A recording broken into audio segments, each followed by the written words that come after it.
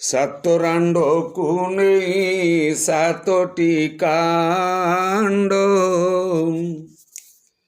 ଶ୍ରୀରାମର ସଂସାର ଅମୃତ ଭାଣ୍ଡ ହେ ଅମୃତ ଭାଣ୍ଡ।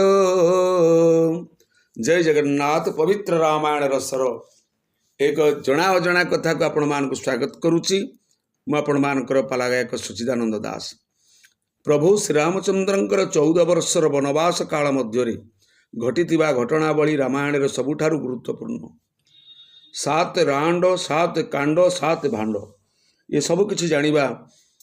ରାମଚନ୍ଦ୍ର ଶ୍ରୀରାମଚନ୍ଦ୍ରଙ୍କର ବନବାସ କେଉଁ ଜଙ୍ଗଲରେ କେତେବେଳେ କେଉଁ ଜାଗାରେ କେତେ ସମୟ ସେ ଅତିବାହିତ କଲେ ଏବଂ ରାବଣ ନିଧନ କରି ଏ 14 ବର୍ଷର ଯେଉଁ ଆମକୁ ସମୟ ଧାର୍ଯ୍ୟ କରାଯାଇଥିଲା 14 ବର୍ଷ ବନବାସ, ତାହା ଭାଗବତରେ 12 ବର୍ଷ କାହିଁକି ଲେଖା ହେଲା ଏ ସମ୍ପର୍କରେ ସବୁକିଛି ଆମେମାନେ ଜାଣିଛେ, ଆପଣମାନେ ଜାଣିଛନ୍ତି। ତଥାପି ମୁଁ ତାର ଗୋଟିଏ ବନବାସ ଯିବାଠାରୁ ଏବଂ ଶ୍ରୀରାମଚନ୍ଦ୍ରଙ୍କର ରାଜ୍ୟକୁ ପ୍ରତ୍ୟାବର୍ତ୍ତନ କରିବା ପର୍ଯ୍ୟନ୍ତ ଏ ସମସ୍ତ ବିବରଣୀକି ଆପଣମାନଙ୍କୁ ସମର୍ପଣ କରୁଛି।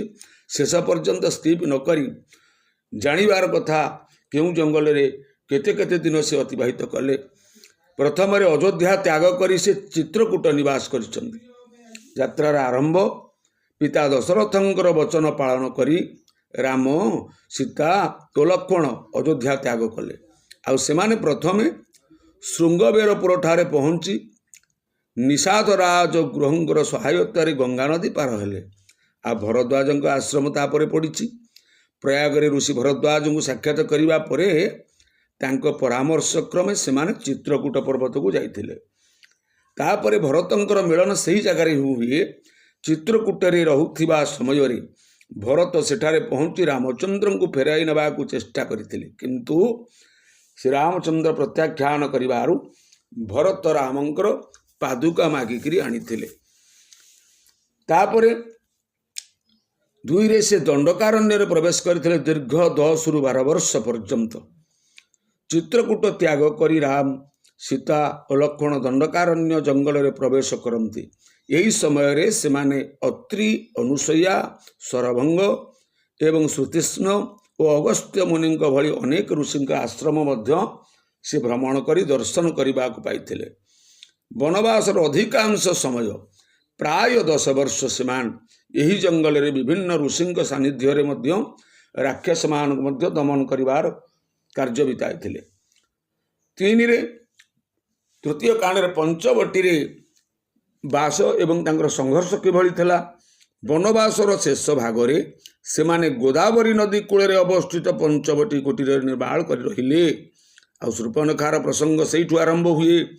ରାବଣର ଭଉଣୀ ଶୂର୍ପଣଖା ରାମ ଓ ଲକ୍ଷ୍ମଣଙ୍କ ବିବାହ ପ୍ରସ୍ତାବ ଦେଇଥାଏ ଏବଂ ସେ ସୀତାଙ୍କୁ ଆକ୍ରମଣ କରିବାକୁ ଚେଷ୍ଟା ମଧ୍ୟ କରିବାରୁ ଲକ୍ଷ୍ମଣ ତାର ନାକ କାନ କାଟିଥିଲେ।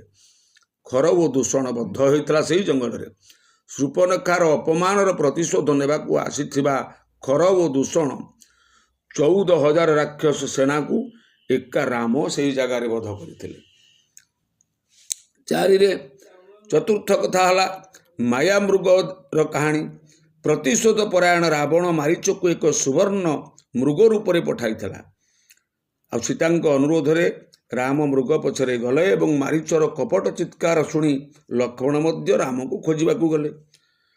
ସେହି ଜାଗାରେ ହରଣ ହୁଏ ସୀତାଙ୍କର। ଏହି ସୁଯୋଗରେ ରାବଣ ସନ୍ନ୍ୟାସୀ ବେଶରେ ସୀତାଙ୍କୁ ହରଣ କଲା। ଜଟାୟୁବଧ ମଧ୍ୟ ସେହି ଜାଗାରେ। ପକ୍ଷୀରାଜ ଜଟାୟୁ ସୀତାଙ୍କୁ ରକ୍ଷା କରିବାକୁ ଯାଇ ରାବଣ ହାତରେ ପ୍ରାଣ ହରାଇଥିଲା। ପଞ୍ଚମ କଥା ହେଲା ସୀତାଙ୍କର ଅନ୍ୱେଷଣ କିଷ୍କିନ୍ଧା କାଣ୍ଡ କଥା। ଶବରୀର ଭେଟ ହୁଏ। ସୀତାଙ୍କୁ ଖୋଜିବା ବାଟରେ ରାମ ଭକ୍ତ ଶବରୀଙ୍କୁ ଭେଟି ତାଙ୍କର ଉଚ୍ଛିଷ୍ଟ ବରକୋଳି ଖାଇଥିଲେ। ହନୁମାନ ଓ ସୁଗ୍ରୀବଙ୍କର ଭେଟ ମଧ୍ୟ ହୋଇଥିଲା। ଋଷ୍ୟମୁଖ ପର୍ବତରେ ହନୁମାନଙ୍କ ସହ ରାମଙ୍କର ଭେଟ ହେଲା ଏବଂ ଅଗ୍ନିକୁ ସାକ୍ଷୀ ରଖି ସୁଗ୍ରୀବଙ୍କ ସହ ମିତ୍ରତା ହୋଇଥିଲା। ବାଳିବଦ୍ଧ ରାମ ବାଳିକୁ ବଦ୍ଧ କରି ସୁଗ୍ରୀବଙ୍କୁ କିଷ୍କିନ୍ଧାରେ ମଧ୍ୟ ରାଜା କରିଥିଲେ। ଏହାପରେ ବାନର ସେନା ସୀତାଙ୍କୁ ଖୋଜିବାକୁ ଚାରିଆଡ଼େ ବାହାରିଲେ ଏବଂ ସମ୍ପାତିଙ୍କ ଠାରୁ ଖବର ପାଇ ହନୁମାନ ସମୁଦ୍ର ଡେଇଁଥିଲେ, ମୁଦ୍ରିକା ନେଇ ସନ୍ଧାନ କରିଥିଲେ। ଷଷ୍ଠ କଥା ହେଲା ଲଙ୍କା ଯୁଦ୍ଧ ଏବଂ ବିଜୟ କଥା। ସେତୁବନ୍ଧ ତିଆରି ହୁଏ। ନଳ ଓ ନୀଳଙ୍କ ସହାୟତାରେ ସମୁଦ୍ର ଉପରେ ରାମ ସେତୁ ନିର୍ମାଣ କରାଯାଇଥାଏ। ଯୁଦ୍ଧ ତାପରେ ହୁଏ ରାମ ଓ ରାବଣଙ୍କ ମଧ୍ୟରେ ଭୟଙ୍କର ଲଢ଼େଇ, ଭୟଙ୍କର ସମର। କୁମ୍ଭକର୍ଣ୍ଣ, ମେଘନାଦ ଭଳି ମହାବୀରମାନେ ନିହତ ହେଲେ, ରାବଣ ବଧ ହୁଏ। ଶେଷରେ ରାମଚନ୍ଦ୍ର ବ୍ରହ୍ମାସ୍ତ୍ର ପ୍ରୟୋଗ କରି ରାବଣକୁ ବଧ କରିଥିଲେ। ବନବାସର ସମାପ୍ତ କଥା ଅତି ଆଶ୍ଚର୍ଯ୍ୟମୟ। ବିଭୀଷଣକୁ ଲଙ୍କାର ରାଜା କରାଗଲା। ମାତା ସୀତାଙ୍କର ଅଗ୍ନି ପରୀକ୍ଷା ମଧ୍ୟ ହୁଏ। 14 ବର୍ଷ ପୂର୍ଣ୍ଣ ହେବାରୁ ରାମ, ସୀତା, ଲକ୍ଷ୍ମଣ, ହନୁମାନ ଓ ସୁଗ୍ରୀବ ପୁଷ୍ପକ ବିମାନରେ ଅଯୋଧ୍ୟା ପ୍ରତ୍ୟାବର୍ତ୍ତନ କରନ୍ତି। ଏହାପରେ ଶ୍ରୀରାମଚନ୍ଦ୍ରଙ୍କର ରାଜ୍ୟାଭିଷେକ କାର୍ଯ୍ୟ ସମ୍ପାଦିତ ହୁଏ। ତେଣୁ ଦର୍ଶକ ବନ୍ଧୁ, ମୁଁ କହିବାର କଥା, 7 ରାଣ୍ଡ ଆପଣମାନଙ୍କର କୌଶଲ୍ୟା, କୈକେୟୀ, ସୁମିତ୍ରା, ଦଶରଥ ଚାଲିଗଲା ପରେ ସେ ମଧ୍ୟ ଆପଣମାନଙ୍କର ବିଧବା ହୋଇଥିଲେ, ଯାହାକୁ ଆମେ ପଲ୍ଲୀ ଭାଷାରେ ରାଣ୍ଡ ବୋଲି କହୁଛେ। ତାପରେ ରାବଣର ଭଉଣୀ ମଧ୍ୟ ଗୋଟେ ଥିଲା ଶୂର୍ପଣଖା, ଆପଣମାନେ ଜାଣିଛନ୍ତି। ଏବଂ ମନ୍ଥରା କଥା ମଧ୍ୟ ଆପଣମାନେ ଜାଣିଛନ୍ତି। ତ୍ରିଜଟା କଥା ମଧ୍ୟ ଆପଣମାନେ ଜାଣିଛନ୍ତି। ଆଉ ବାଳକାଣ୍ଡ ଠାରୁ ଆପଣମାନଙ୍କ ରାମାଭିଷେକ ପର୍ଯ୍ୟନ୍ତ 7ଟି କାଣ୍ଡ, 7ଟି ଭାଣ୍ଡରେ ମନ୍ଥନ କରିଥିଲେ ଆପଣମାନଙ୍କର କିଏ ନା ମହର୍ଷି ଯୋଗୀ ବାଲ୍ମୀକି ମହର୍ଷି। ସେହି ଶ୍ରୀ ବାଲ୍ମୀକିଙ୍କର ଚରଣାରବିନ୍ଦରେ